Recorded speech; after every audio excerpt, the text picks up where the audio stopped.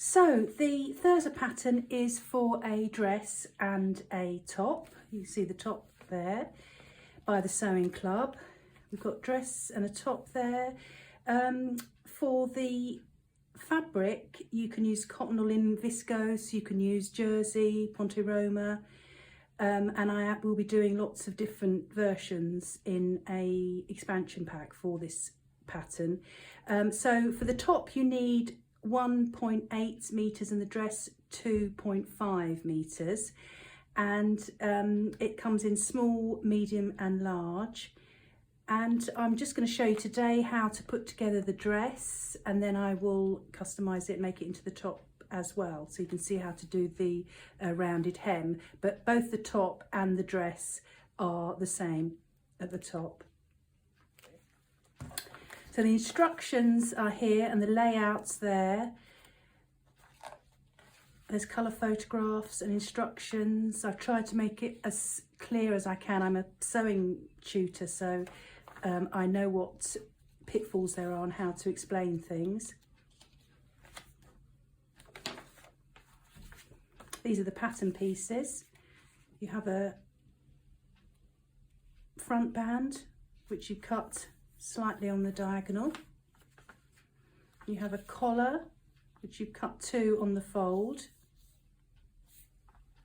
You've got pockets, which are optional.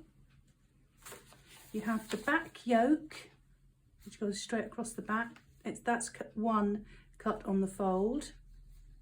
These are the grain lines, always pay attention to those. We've got a cuff at the end of the sleeve which turns up.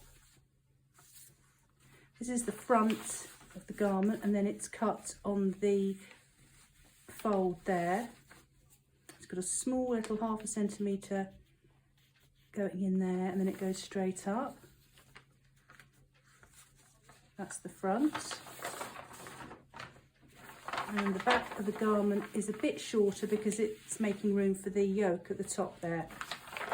You can lengthen or shorten here. So if you want to lengthen, cut that, pull it apart, or to shorten, then just fold it up like that and then just true the sides. They all have notches on.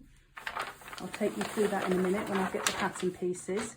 This is like my little mini layout of how to lay it out on the fabric. So we've got the fold here, so the front and the back are cut on the fold.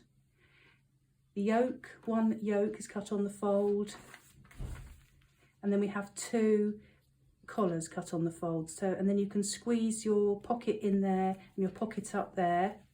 You've got your cuff, and you've got your neck band there, which is slightly on the diagonal, and then you have this space here to cut out any ties, side ties or belt that you need.